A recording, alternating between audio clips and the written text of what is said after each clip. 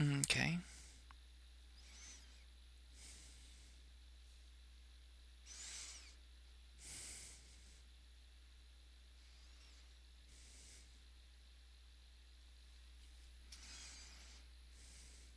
Just make sure everything's on.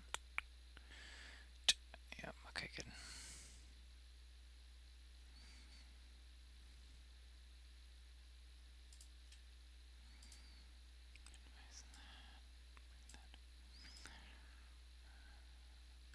Okay, hello everyone.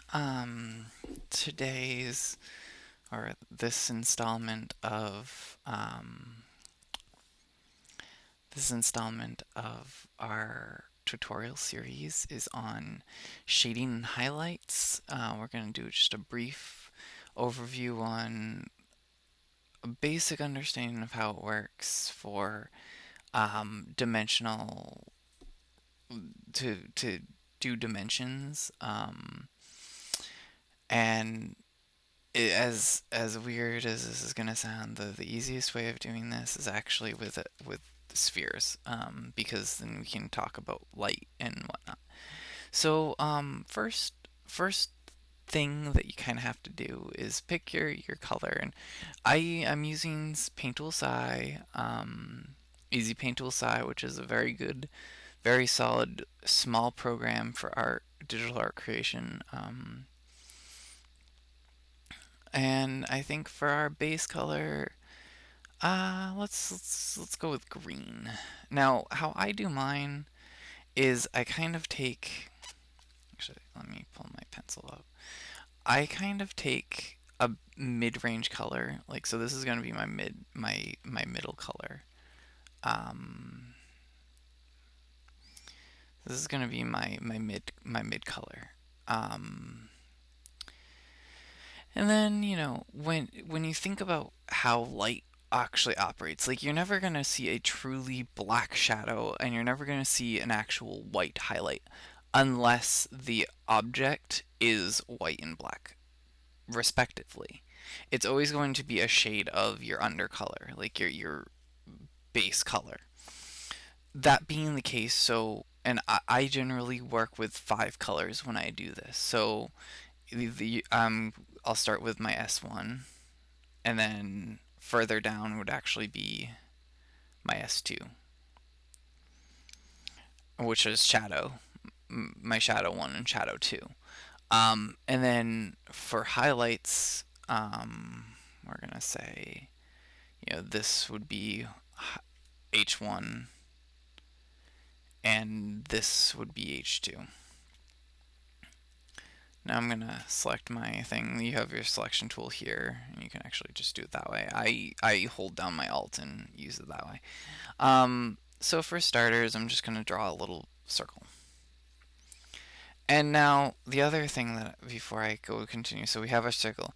Now I'm just gonna take light source,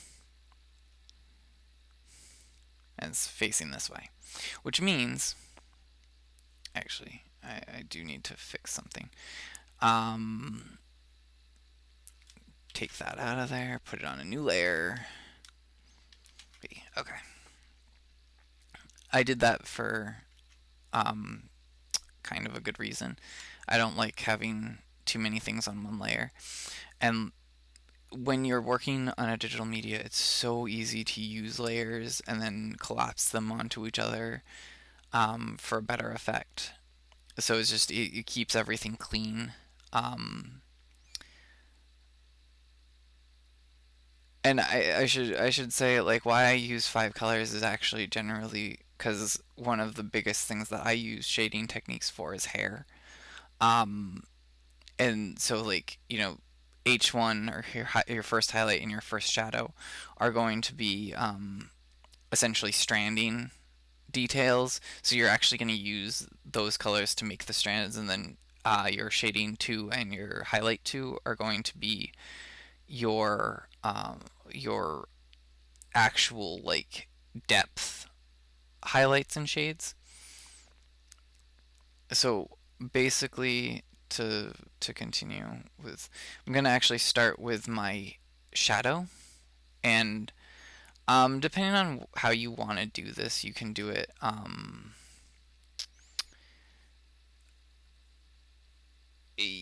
You can do it myriad of ways. You can either select a lot of people I follow and have learned from would come up here and use the selection tool to select your thing. I don't necessarily always do it, and for the purposes of this tutorial and time and effort, it's not worth it. But it's something to take into consideration, especially if you have detailed line work um, and you don't want bleed through. So pretty much your shadow is going to go opposite your light source. Um, and I mean this is not your dark shadow. This is like your mid range. So it's actually going to go a little bit higher. And I'm just using the only tool I'm using is the brush tool, the static brush tool of the thing. Maybe the eraser if I have to like dig out this part, and the blur tool. Now the blur tool is really fun because then you come in here and you say blur that all up, and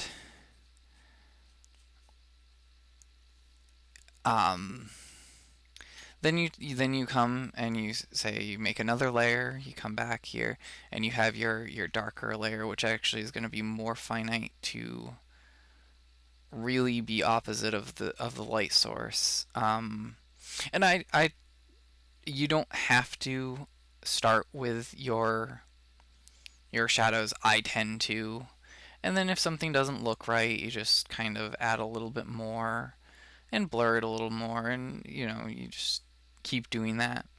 Now, don't worry about like I mean, if you actually use the selection tool, you wouldn't have this little bleeding blur over here.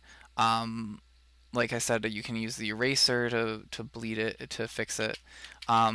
For the sake of right now, I'm just gonna leave it because I'm gonna have to touch up everything.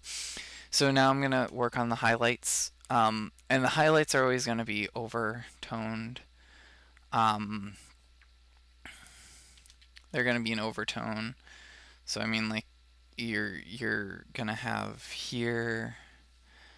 Um, I mean that might have been the wrong color to use for it, but I don't. I think it works pretty good. Um, and then you're gonna take your even higher color. Um, and say select and just like the same thing. It's literally the shadow in reverse um, for the positioning. I just put it there. So you kind of have that. And even that, so from with the addition of just that, we went from that to an actual three-dimensional thing. Now, what we can do if you don't want to use, I have some custom erasers that I've built for various techniques that I use. Um, but sometimes like if you don't want to like really completely destroy your thing, it pays to use a custom eraser, but you can just a regular eraser is just as easy in cases like this.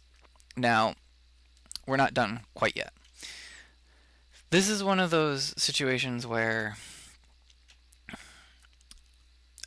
okay, so like you don't have a background. This was considered a vignette piece. It's a standalone piece. It's just whatever you like.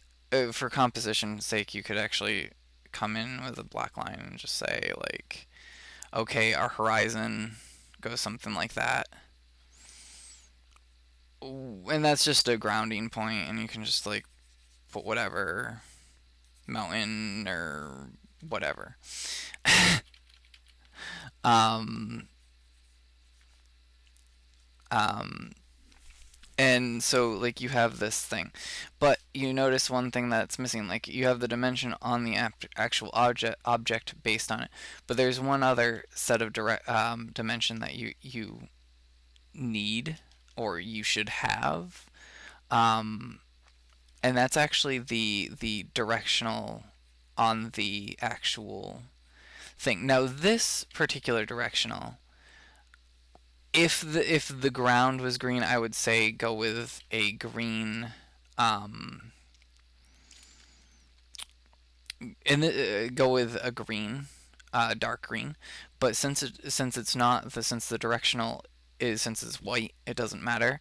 I'm gonna just make it black, even though like that's not how it would naturally be. Um, but with you have some options. You can do it like this, where you paint the black underneath it, and your shadows are always going to mimic the shape that it's. So like obviously, let me edit this. Obviously, if it's a sphere, you're not going to have a cylinder shadow. You're actually going to have a spherical shadow. So what you're going to want is you're actually going to want something like that. And then you're just going to fill it in. And it could actually be a little bit smaller, and then you can blur it out like that. You can blur it out like that. The other way of doing this, and I mean that gives it, just that much more dimension. Um, the other way you can do this is actually with the airbrush tool in Sai. Is you take your image and you actually just do something like that. And it's just that's an easy. It can be an easier way of creating the shadow for it.